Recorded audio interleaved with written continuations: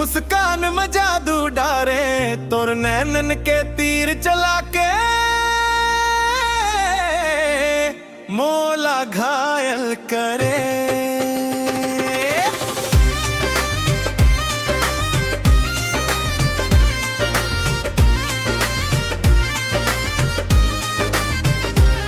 झन झन बात बनाते राजा माया के फंदा डारे, जन थो तोर चाला किला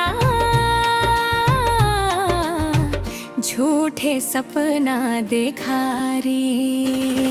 दिल ले गे रे दिल वाली, दिल ले गे रे दिल वाला, लोग झोंक में बढ़ गे माया बंग जो प्रेम कहानी निराला। दिल ले गे रे दिल वाली, दिल ले गे रे दिल वाला, लोग झोंक में बढ़ गे माया बन गे प्रेम कहानी निराला।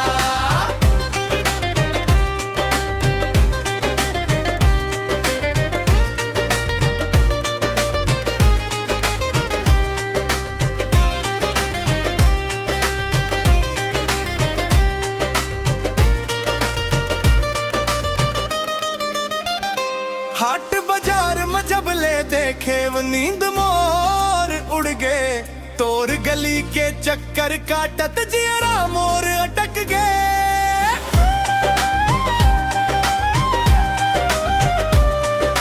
रोज रोज का बरया खस मोर घर के आगुमा, ढाई देख ही कहाँ से ही सब वो फंस जा हस फागुमा।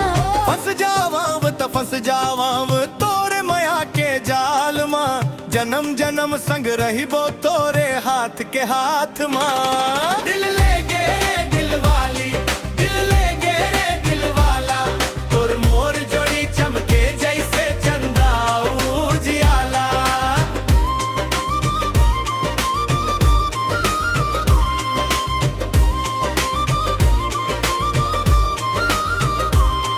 बड़ मीठ मीठ गोठिया थस मोला बहकाए बर, कहाँ ले सीख के आए हसत कर जाए बर।